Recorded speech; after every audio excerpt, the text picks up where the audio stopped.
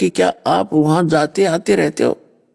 तो कबीर परमेश्वर ने कहा जिंदा महात्मा के रूप में कि बेटा मैं तो रोज आता जाता हूं अपने उस गांव में सतलोक में।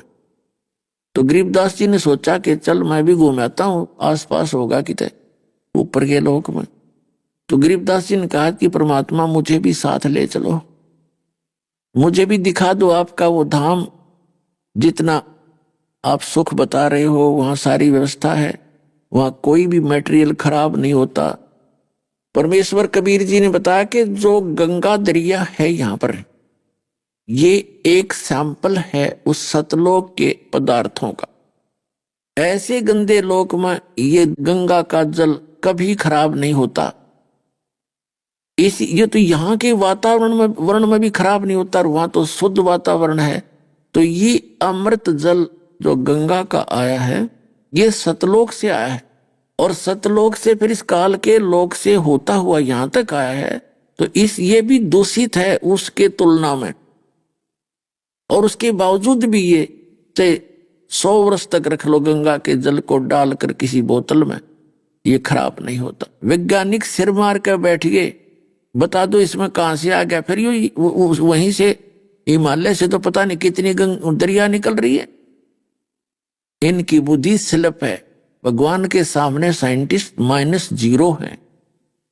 तो परमात्मा ने बताया कि वहां सारे पदार्थ दूधों की दरिया बहती हैं, हीरे पन्ने जवाहरातों के वहां पर पहाड़ हैं, जहां तुम इन पत्थर के पहाड़ों को सीनरी देखने जाते हो, और उनके ऊपर सुंदर वृक्ष लहरा रहे हैं, फलदार वृक्ष है।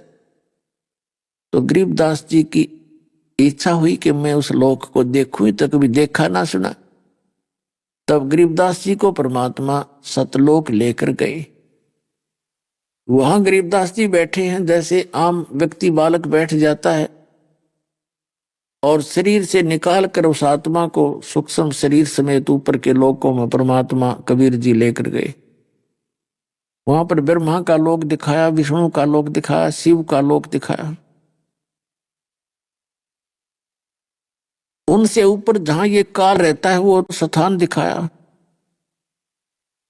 ये ब्रह्म रहता है सरपुरुष, जिसने प्रतिज्ञा कर रखी है कि मैं कभी अपने वास्तविक रूप में किसी के सामने नहीं आऊंगा। श्रीमद् भगवत गीता अध्याय नंबर 7 के श्लोक नंबर 24 और 25 में ये कहता है कि अर्जुन, मैं अपनी योग माया से छुपा रहता हूं, मैं कभी किसी के समक्ष नहीं आता, और ये मूर्ख जन समुदाय मुझ अव्यक्तम व्यक्तिम आपनम मनन्ते